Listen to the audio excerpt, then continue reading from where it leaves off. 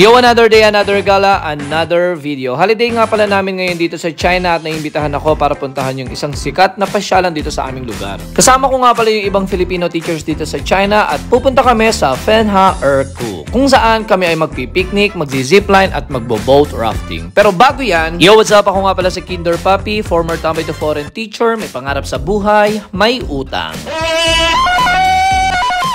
Good morning and at ready na nga pala ako sa aming gala for today's video. Mag-i-e-bike nga pala ako papunta sa bahay ng aking mga kuyang dahil tutulungan ko sila magbitbit ng mga dadalhin namin pagkain sa aming pupuntahan. Ayan at nakarating na nga ako sa bahay nila at sobrang natakam talaga ako sa mga pagkain hinanda nila. At kung tatanungin nyo naman ako kung anong ambag ko dito, wala. Tagabuhat lang ng gamit at tagapaypay ng iihawin naming barbecue mamaya.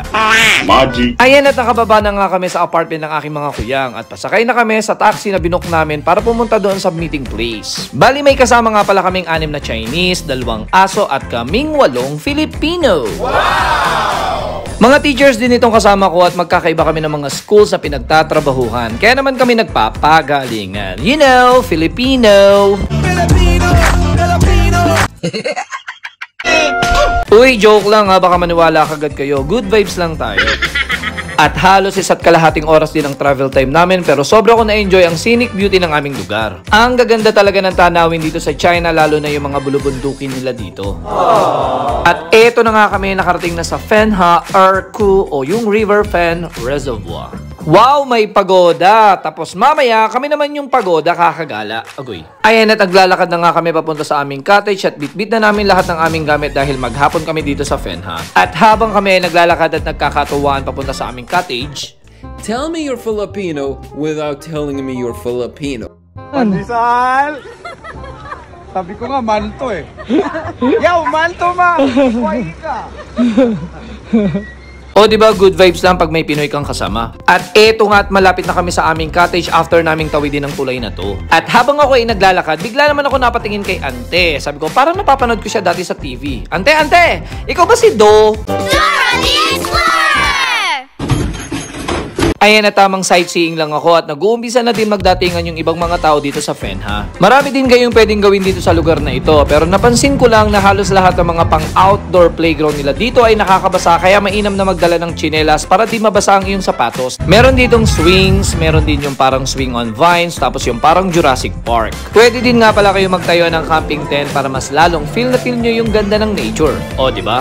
At meron din ditong iba't ibang klase ng tulay. Meron parang tinumbang poste, tulay na ubod ng galaw, tulay na maiksi, tulay na mahaba, at yung kaibigan mong ginawa mong tulay para ligawan yung taong mahal mo pero ang ending silang dalawa yung nagkatuluyan.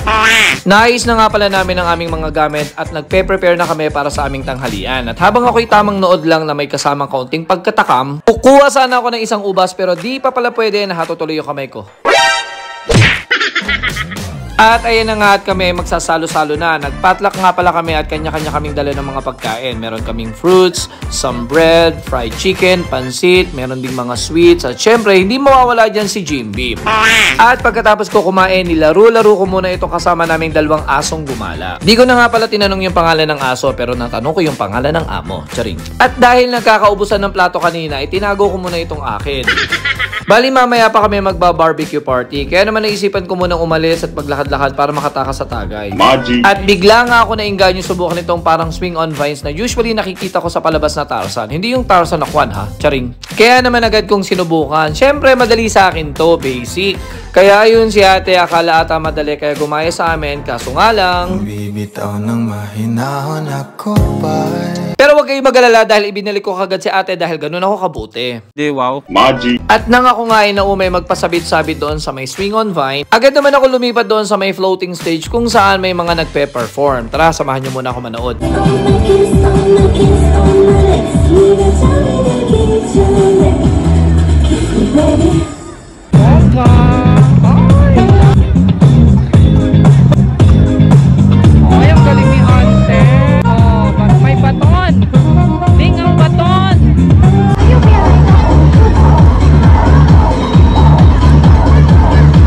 So paano paano po, hanggang dito na lang muna. Abangan nyo po yung part 2 ng vlog ko at doon ko po ipapakita yung experience namin sa mga outdoor activities. Pero bago yan, isa-shoutout ko po muna yung isang follower ko na nagpapa-wash out. Wash out sa iyo, Binibining Amadel Egina Lasala. Salamat sa panonood. Sana masarap ang agahan mo today. At sa mga top followers ko, comment lang po kung gusto nyo magpa-wash out. So, paano po, hanggang dito na lang muna at abangan nyo po yung part 2 nitong vlog ko sa Fenha. Life is good. Peace, yo. 走走走走，看看你的好朋友。